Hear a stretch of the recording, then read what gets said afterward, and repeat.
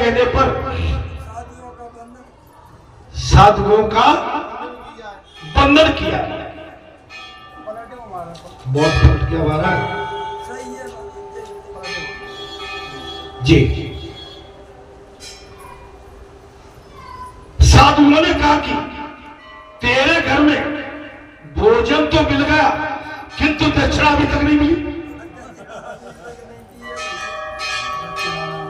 संतों ने कहा देवी आपके घर में हमने भोजन तो ग्रहण कर लिया लेकिन दक्षिणा नहीं मिली। तो अजामिल ने कहा मेरी यही दक्षिणा है कि मैंने आपको लूटा नहीं है। अजामिल कहने लगा बोले महात्माओं अपनी खैर समझो कि मैंने तुम्हें लूटा नहीं जो मेरी दक्षिणा है। मैं किसी भी साधु को धन नहीं देता और कुछ मांगो तो दो देता। मैं किसी संत महात्मा को धन नहीं देता। प्रसन्न कथा में आ गया मैं धन नहीं देता। वैश्या शर्गवा थी समझदार थी। साधुओं की इच्छा थी कि अजामिल का कल्याण हो जाए। गर्भवती और साधु की क्या इच्छा थी महाराज अजामिल का। तो उन्होंने कहा तेरे घर में पुत्र का जन्म होगा होने पर तू उसका नाम नारायण रखना।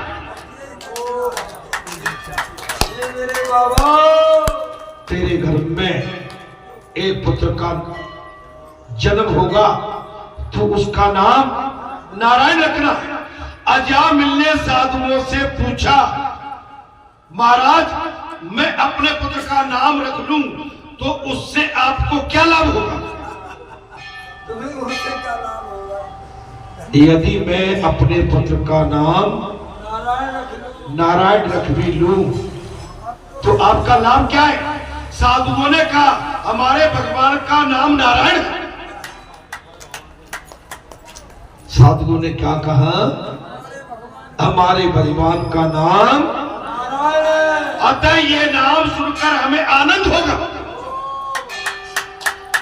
हमारे नारायण का नाम हमारे भगवान का नाम नारायण है और इस नाम को सुनने के पश्चात हमें आनंद की अनुभूति होगी। तुझे भगवान का स्मरण होता रहेगा। एक पंथ दो कार्य और तुझे भगवान की याद बनी रहे।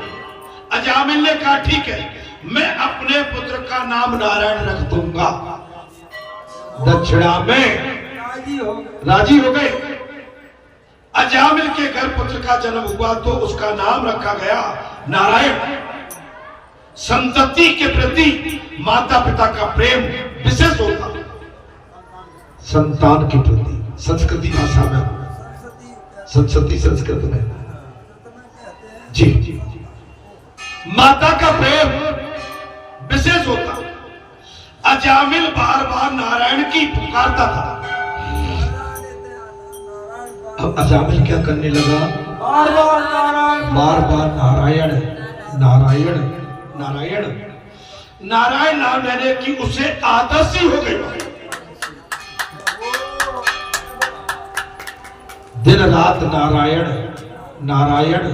एक वैश्यागामी अब उसके पुत्र का जन्म हो गया उसका नाम नारायण रख दिया। नारायण नारायण आदत सी हो गई। अतिशय पापी अतिशय कामी व्यक्ति अपनी पूरी आयु जी नहीं सकता। अजामिल के अभी 12 वर्ष से थे। ज्यादा कामी जी नहीं सकता। ज्यादा कामी जीव जी नहीं सकता। दारू की आदत पड़ जाए वैश्यागामी ज्यादा धन कमाने की ज्यादा संसार में लिप्त होने की इनको बीमारियां लग जाती। बड़ी बड़ी बीमारी आयु कम हो जाती। 12 वर्ष की आयु बची उसे लेने के लिए अवधूत आ गए। वाला मृत्यु काल के समीप आ गया। अपने छोटे से पुत्र नारायण के प्रति उसकी अतिशय आसक्ति थी। अपने छोटे पुत्र नारायण के प्रति उसका बड़ा प्रेम था, आसक्ति थी। अतः उसे लेकर नाम पुकारने लगा, नारायण नारायण। भोजन द्रव्य काम सुख स्थान संतति और पुस्तकों में ये जीव फंसा हुआ। सुख सुविधा, संसार, काम, मोह, लोभ, वासना, इसमें फंसा हुआ। माता पिता का मन अपनी संतति में विशेष फंसा रहता है। प्रतिदिन वे आदत के अनुसार अजामिल ने नाम ले लेकर नारायण को बार बार पुकारा। उसका नारायण तो नहीं गया, अर्थात किंतु वो विष्णु दूत आप पहुंचे, वो तो नहीं आया। भगवान के दूत आ गए। उन्होंने दूतों से कहा अजामिल को छोड़ दो। यमराज आए, इधर भगवान के दूत आ गए और यमराज से कहा अजामिल को छोड़ो।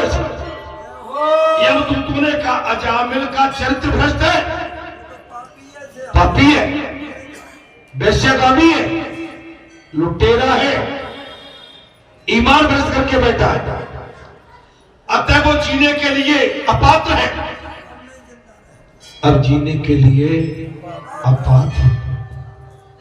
विष्णु दूतों ने कहा ये सब है कि अजामिल ने पाप किया है, ये सच है, अजामिल ने पाप किया है। किंतु भगवान का नाम लेकर इसने अपने पापों का प्रायश्चित तो किया है। इस कारण कुछ पल महाराज कुछ समय पाप जल गए, अतः इसे अब जीने दो, अब इसको जीने दो। उसकी आयु के 12 वर्ष अभी भी शेष हैं। भगवान विष्णु के दूत आ गए। ये इतने दिनों से नारायण नारायण की रटन लगाए हुए हैं, इसे अब जीने दो, अभी इसके पास 12 वर्ष शेष है। यमदूतों ने कहा अजामिल ने नारायण नारायण तो कहा है, किंतु वैकुंठवासी नारायण को नहीं अपने पुत्र को पुकारा। बहस हो रही। यमदूत कह रहे अजामिल ने ये तो सच है कि नारायण नारायण का जाप किया है, लेकिन वास्तव में वैकुंठवासी को नहीं, इसने अपने पुत्र को पुकारा है। तब विष्णु दूतों ने कहा उसके मुंह से भगवान का नाम अनजाने में भी निकल गया हो तो भी कल्याण।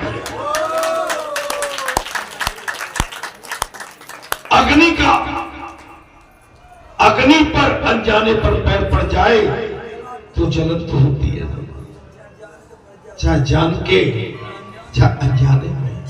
इसी प्रकार अनजाने में भी यदि प्रभु का नाम लिया जाए तो कल्याणकारी होता है।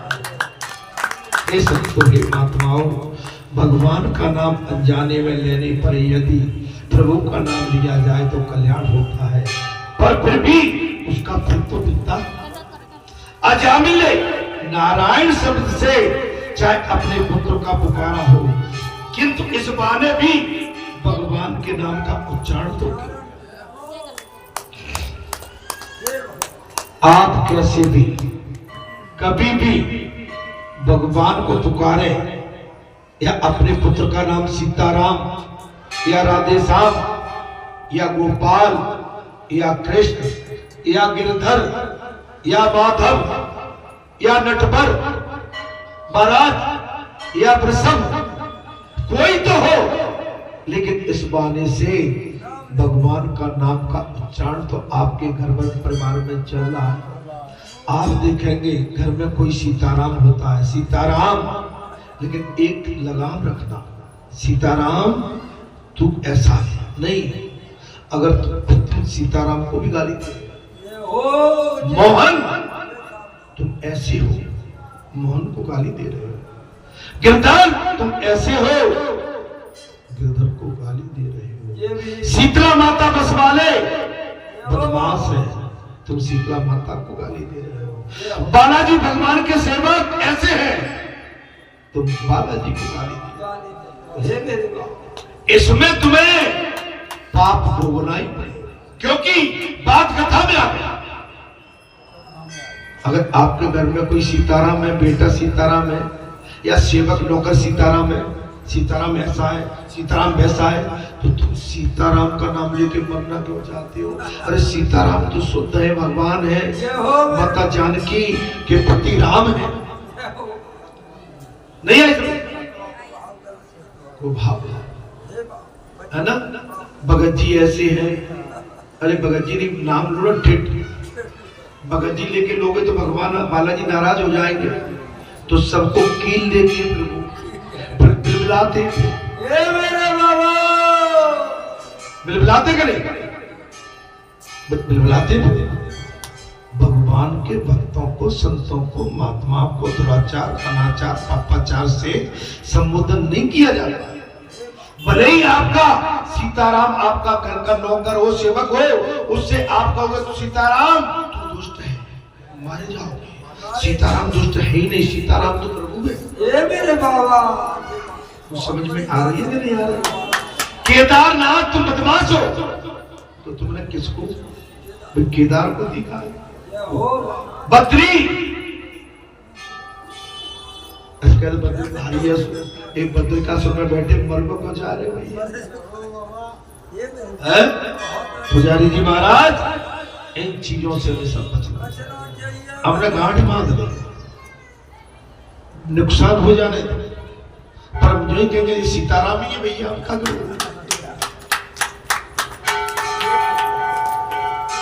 बच के रहना चाहिए।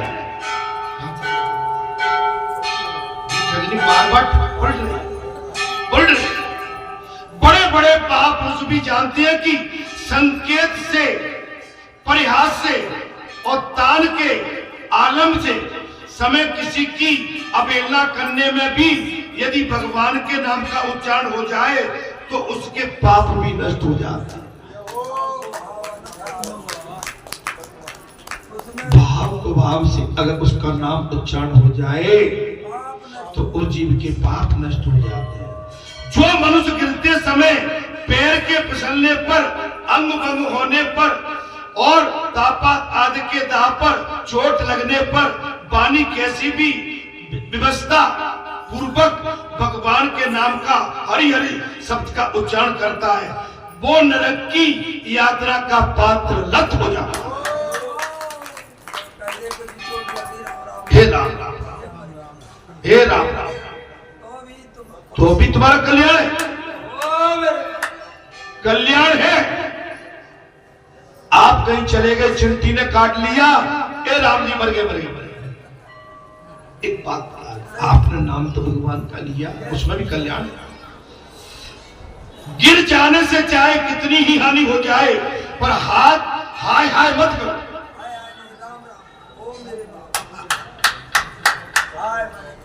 हाय मरे, हाय नहीं, हाय होता है कुभाव, अपशगुन, अपशगुन होता है। हाय है अपशगुन, हरि हरि करो, हाय हाय नहीं, हरि हरि। चूल्हे पर उबलता हुआ दूध जब छलकने लगता है तो हमारी माताएं हाय हाय तोबा तोबा करने लगती है।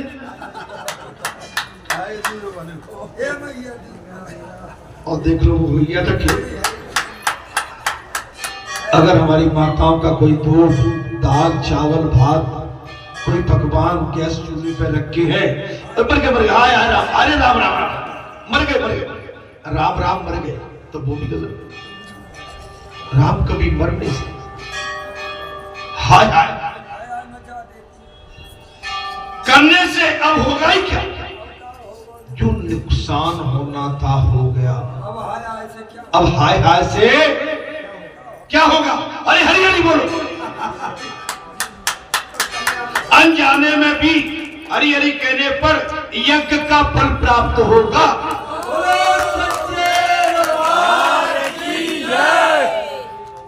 अनजाने में भी हरि हर राम राम कहने पर यज्ञ का फल मिलेगा।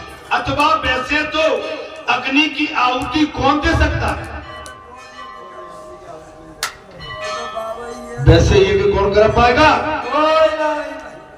हाय नहीं, हरि कहो। गिरधारी, हाय नहीं, हरि कहो। ऐसा करने से अनजाने में भी भगवान का स्मरण होगा और जप होगा। वाल्मीकि रामायण में लिखा है कि महात्मा के पीछे हाय हाय अधिक करने से मृत आत्मा को कष्ट होता है।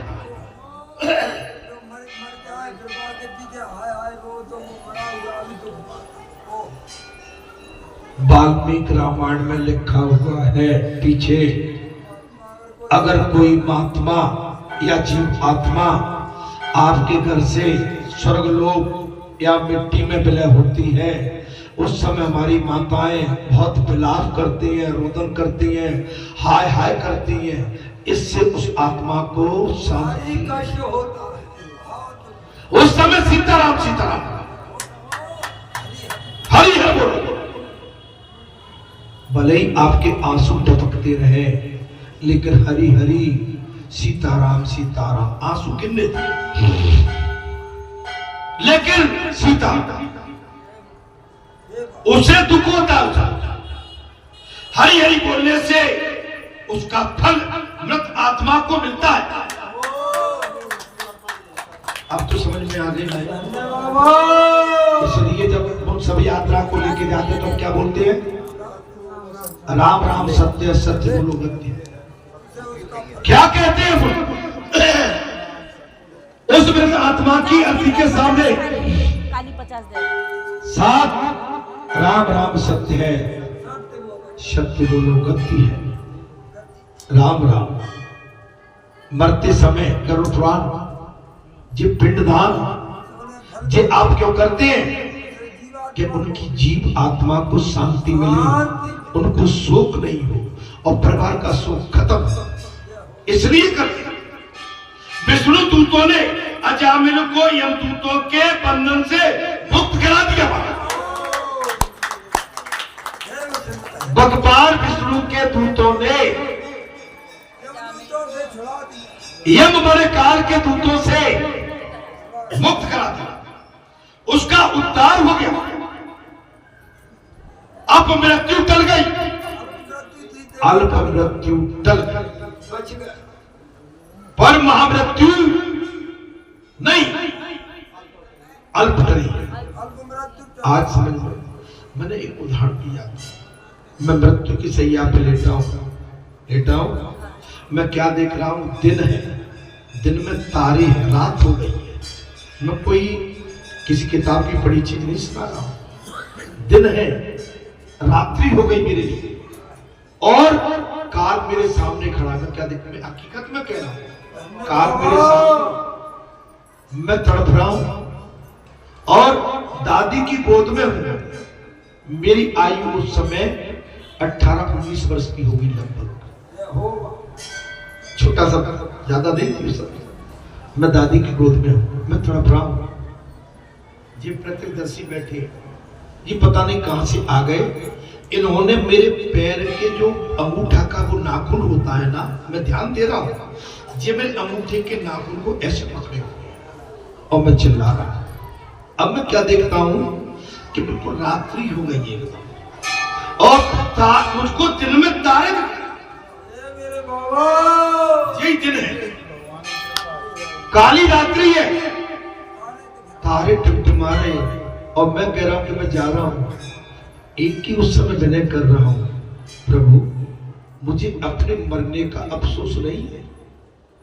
हे स्वामी, मुझे अपने मरने का अफसोस नहीं है। ठीक 6 महीने मेरी शादी हुई है, 6 महीने पहले, शायद 3-4-5 महीने हुए। ये तुमने बंधन मेरे साथ क्यों मांगा? आपने अगर ऐसा करना था तो शादी होने से पहले ही कर देना।